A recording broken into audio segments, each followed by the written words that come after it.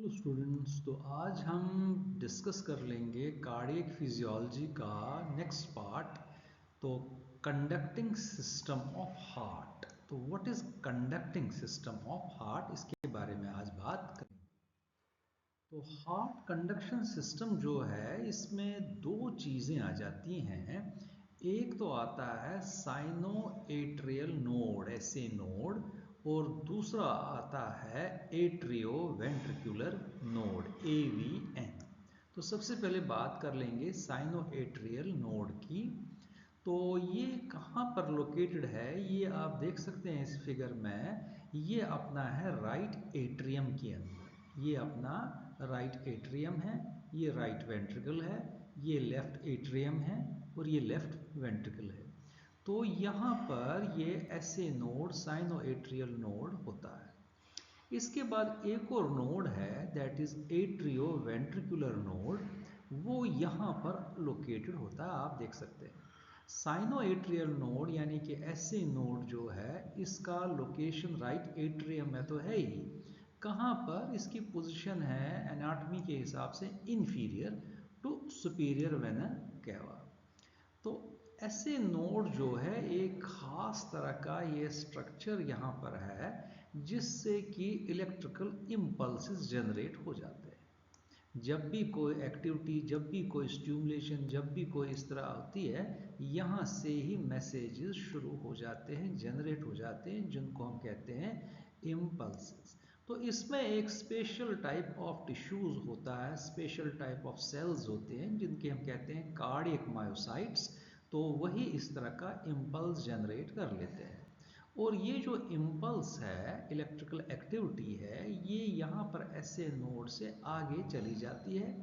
ये कहाँ जाती है? एट्रिया से जाएगी वेंट्रिकल, किसके माध्यम से? एट्रियो वेंट्रिकुलर नोड के माध्यम से, जिसका लोकेशन आप देख सकते हैं एट्रिया और वेंट्रिकल्स के बीच यहाँ पर। तो आगे जाके क्या हो जाता है कि ये जो एट्रियो वेंट्रिकुलर नोड है, यहाँ पर इलेक्ट्रिकल इम्पल्स आगे आगे के जाके यहाँ पर इसकी ब्रांचिंग हो जाती है। इसको हम कहते हैं बंडल ऑफ हिस। और उसके बाद जो फर्दर ब्रांचिंग हो जाती है इंटरवेंट्रिकुलर ब्रांच सेप्टम के माध्यम से towards apex of the heart. Apex of the heart अपना ये रहा। तो इसके दो बड़े ब्रांचेस हो जाती हैं। तो आगे जाके यही फर्दर ब्रांचिंग चली जाती है इनटू परकिंजी फाइबर्स। ये आप देख सकते हैं परकिंजी फाइबर्स। ये दो ब्रांचेस जो है, ये लेफ्ट और राइट साइड से है। इसको हम कहेंगे लेफ्ट बंडल, इसको हम राइट बंडल, इसको हम कहेंगे राइट बंडल। आगे जाके ये कहाँ पर कंप्लीट हो जाएंगी? परकिंजी फाइबर्स के, जो कि बाकी जो वेंट्रिकल है उसमें ये इम्पल्सेस जनरेट कर लेती है। यहाँ से स्टार्ट हुई और यहाँ पर ये एंड हो जाती हैं, ताकि वेंट्रिकुलर मसल के अंदर भी परकिंजी फाइबर्स के माध्यम से ये इम्पल्सेस चालू हो जाए। दूसरी चीज़ है, ये जो इलेक्ट्रिकल इम्पल्सेस हैं, ये हम समझ सकते हैं कि साइनो एट्रियल नोड से आगे जाके राइट और लेफ्ट एट्रिया से कॉन्ट्रैक्ट हो जाते हैं। जब ये इम्पल्सेस जनरेट हो जाते हैं, कॉन्ट्रैक्शन के बाद इनमें एक एक्शन होता है जिसको कहते हैं डिपोलराइजेशन। और ये एक्शन पहुंच जाता है दोनों वेंट्रिकल्स में एक के बाद एक साइमल्टेनियसली। कैसे? 1 to 2 tenths of A second after atria जब डिपोलराइज हो जाते हैं। उसके बाद जो भी हार्ट मसल सेल्स है और जो भी कंडक्टिंग टिश्यूज है, ये इलेक्ट्रिकल इम्पल्सेस जनरेट कर लेते हैं। कितने इम्पल्सेस? 140 से लेके 200 सिग्नल्स पर मिनट। और साइनो एट्रियल नोड जो है, जिसको हार्ट का पेस मेकर भी कहते हैं, ये कम से कम 60 to 70 सिग्नल्स प्रोड्यूस कर लेता है पर मिनट। और साइनो एट्रियल नोड अगर ये फेल हो जाए तो atrioventricular node take over कर लेता है। अब रही बात बंडल ऑफ हिस की। बंडल ऑफ हिस 30 से 40 सिग्नल्स जनरेट कर लेता है पर मिनट। और वेंट्रिकुलर मसल जो है, ये 20 से 30 सिग्नल जनरेट कर लेते हैं पर मिनट। अब थोड़ा सा ये देखिए फर्दर डिटेल में, आखिर ये साइनोएट्रियल नोड, जिसको हमने पेसमेकर का नाम दे दिया, जो कि इम्पल्स कंडक्ट कर लेता है, ये क्या चीज़ है?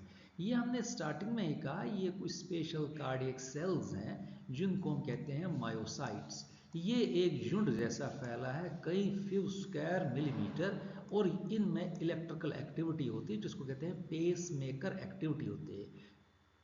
इस साइनोएट्रियल नोड को पेसमेकर भी कहा जाता है, और साइनोएट्रियल नोड को साइनस नोड भी कहते हैं। ये इलेक्ट्रिकल इम्पल्सेस जनरेट हो जाती है यहाँ से नॉर्मल कंडीशंस में, और हार्ट की जो रिदम है, हार्ट की जो पेस है, इसको ये कायम रखता है। और लोकेशन हमने बता दिया, inferior to superior vena cava opening in the right atrium. यहाँ पर जो एट्रियल वॉल है, राइट एट्रियल वॉल है, वहीं पर ये बैठा होता है। तो कार्डियक मायोसाइट्स में क्या खूबी है? ये सिंगल सेल्ड सेल्स होते हैं, इनमें ऑक्सीडेटिव कैपेसिटी होती है, माइटोकॉन्ड्रिया में होते हैं। ये डायग्रामेटिकली आप देख सकते हैं मायोसाइट्स की।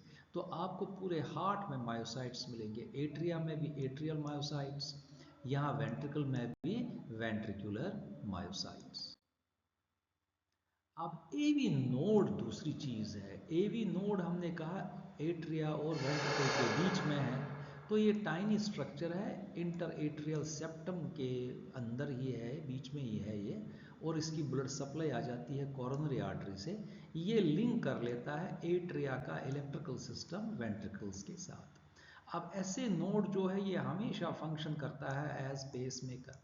इसमें और एवी नोड में क्या फ़र्क है कि जो डायनेमिक एक्टिविटी है, रिदम और पेस कंट्रोल करने की हार्ट की, वो ऐसे नोड में ही है, और ऐसे नोड में मैक्सिमम रिदम ये सस्टेन कर सकता है, और it is controlled by medulla oblongata. और जब ऐसे नोड की एक्टिविटी थोड़ी बहुत डगमगा जाए किसी कारण से, किसी डिजीज़ के कारण से, तब एवी नोड अपना चार्ज प्ले कर लेता है। तो ऐसे नोड ही इसको कंट्रोल कर लेता है। Thank you. ये अपना था electrical activity in the heart.